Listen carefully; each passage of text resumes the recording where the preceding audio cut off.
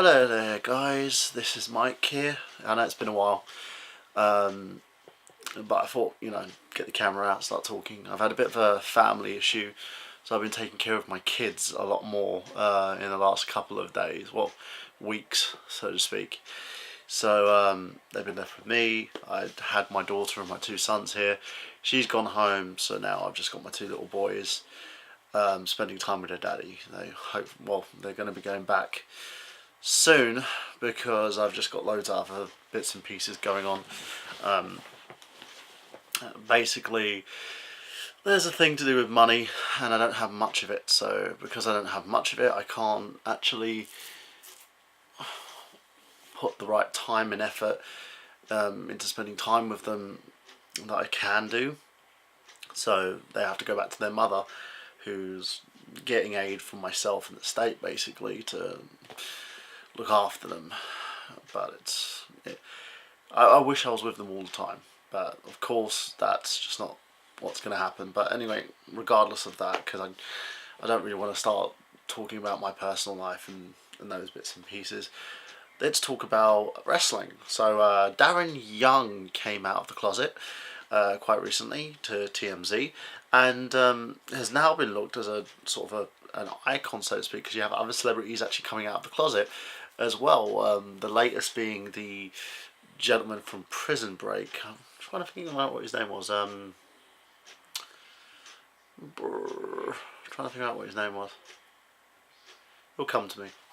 But yeah, he came out of the closet as well. He didn't really cite Darren Young as being the reason.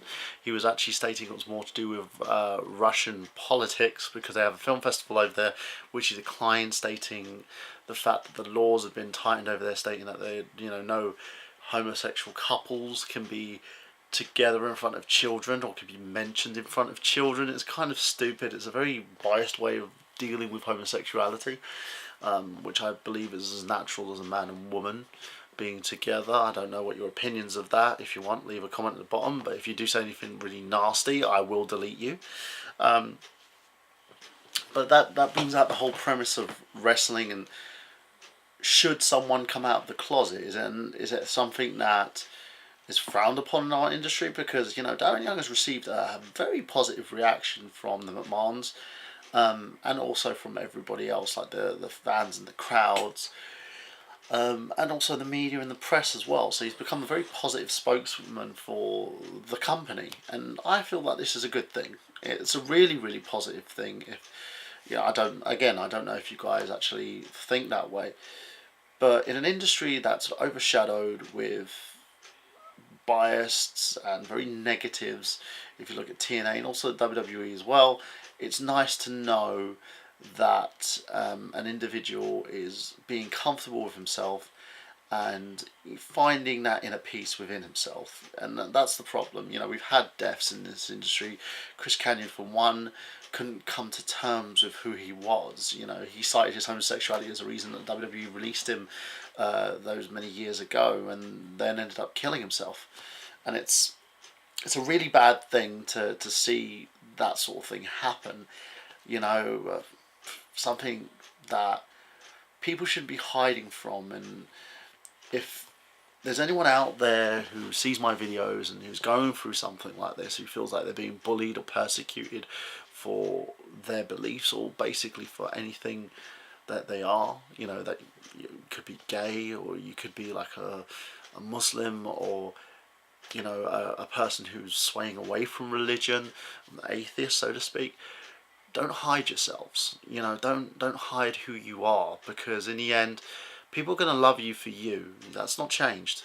It's not a difficult thing that we should be going through. I know if any of my children end up telling me that that they have feelings for people of the same gender, I'm not going to basically persecute them for that or call them names. They're still my children, and I love them, and I'm going to respect anything that they do in life, because that's what being a good parent is about. It's what being a good person is about. And I don't understand people who sit there and say, oh, it's wrong. Well, if you feel that it's wrong, that's fine, but don't persecute someone for having you know, that you can't basically, it's not a chemical imbalance, it's not a disease. It's, you can't help the way that you feel, and you can't help who you're attracted to. So don't hide that. Don't hide who you are. And the moment that you find in a piece that you find yourself, the more happy you'll be.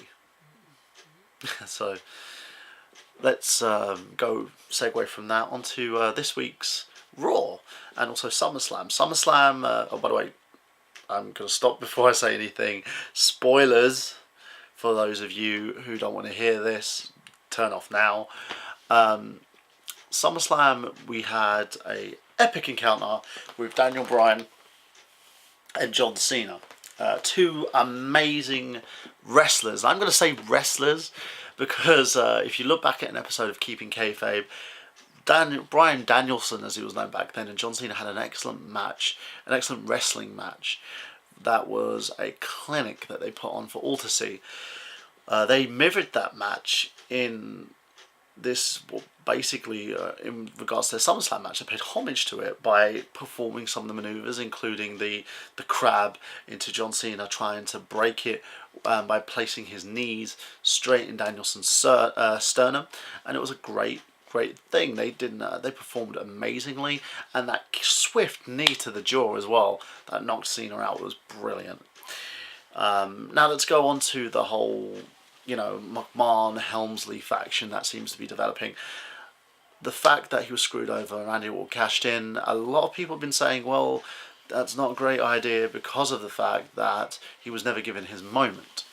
And that someone who's an old-time wrestler like Triple H, who's retired from the business, shouldn't have been able to do as much damage as he did to Bryan Danielson, or Daniel Bryan as we all call him.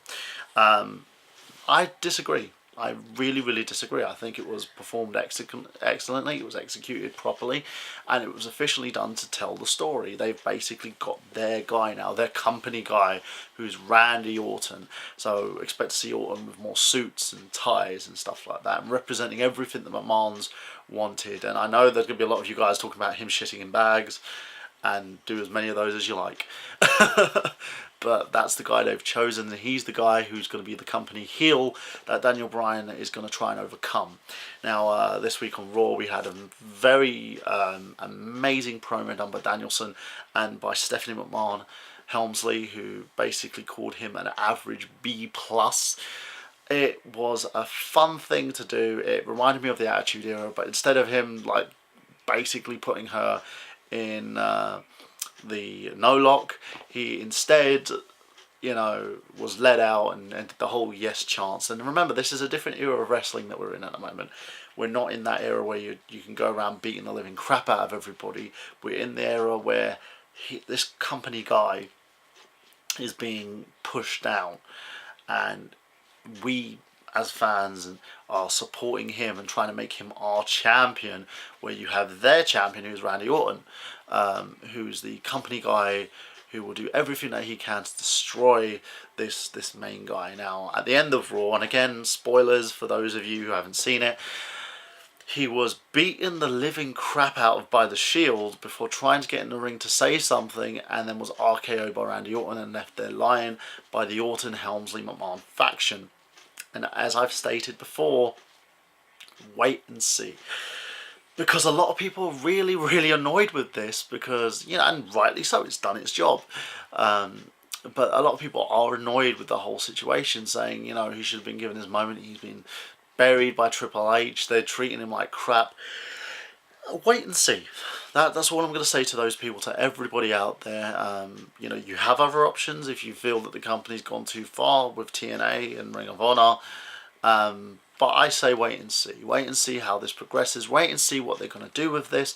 And wait and see how the story plays out. Because I assure you, it's going to be every bang for your buck. And it's going to make you want to buy the next pay-per-view, which I believe is Night of Champions. So show Danielson your support. Show the WWE your support. And show that they're doing the right thing by doing this storyline, by purchasing Night of Champions, because that's what you need to do. You need to make sure that he's the company guy, by ensuring the fact that you pay for these pay-per-views that he's in, to make sure that the WWE understands that Daniel Bryan is who you want to see. Buy his merchandise, you know, the Fear the Beard t-shirts, the beard is here and stuff like that. Make sure that you buy his merchandise, that you buy his action figures, that you support this guy to show that there is a new top guy in town. You know, they kind of dropped the ball a bit with CM Punk. They've dropped the ball with Ryback, of course, when he was having his push. And you don't want to see them drop the ball with Daniel Bryan. So make sure that that happens. And last but not least, of course, Brooke Hogan's been fired by TNA.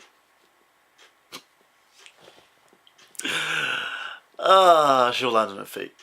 I don't really care. Because as far as I'm concerned, TNA are just... yeah, they're not the company that they once were. And as far as Brooke Hogan goes, probably a little executive decision that they've made, because she probably doesn't want to do what she's doing in the company, which was nothing anymore. And Hulk Hogan probably thought it would be a great idea to show that no one is brother is actually stopping from the chop. Even though she's my daughter, brother, she was sacrificed, brother, to ensure the better of the company, brother, brother, brother. So as far as I'm concerned, that's what's happened. And if you want to hear more from me, of course, and more of my Wrestle Ramblings, check me out on nerdgenius.com. Check me out on smarkoutmoment.com, which I'll be actually doing. I'll be segueing my Wrestle Ramblings articles, all my stuff, to smarkoutmoment.com for Anthony Mango. Don't know when that date will happen. I'll give you guys a date on here as soon as that does. And remember to like, comment, subscribe. Let me know what you think of my opinion. Am I right? Am I wrong? Do you think that Darren Young and homosexuality should be revealed in professional wrestling? Do you feel that Brooke Hogan being fired was justified? And also, what do you think of the Daniel Bryan storyline? Do you feel that he's going to get his payback in terms of his feud with Randy Orton? Or do you feel that he's being thrown into the fire, so to speak, and buried? So let me know, guys. Again, there's 3 questions. What do you think of homosexuality in wrestling? Should it be there? What do you think of the Daniel Bryan storyline? And also, do you feel that Brooke Hogan's firing was justified, or if it's just another marketing ploy for the company just to get us back on board with them? So there you go, guys, and that's more from me, and I'll see you another time for another Wrestle Ramblings, but I'll be back for another video games vlog in a little bit. So check me out for that, guys, and I'll see you soon. And remember, support Daniel Bryan.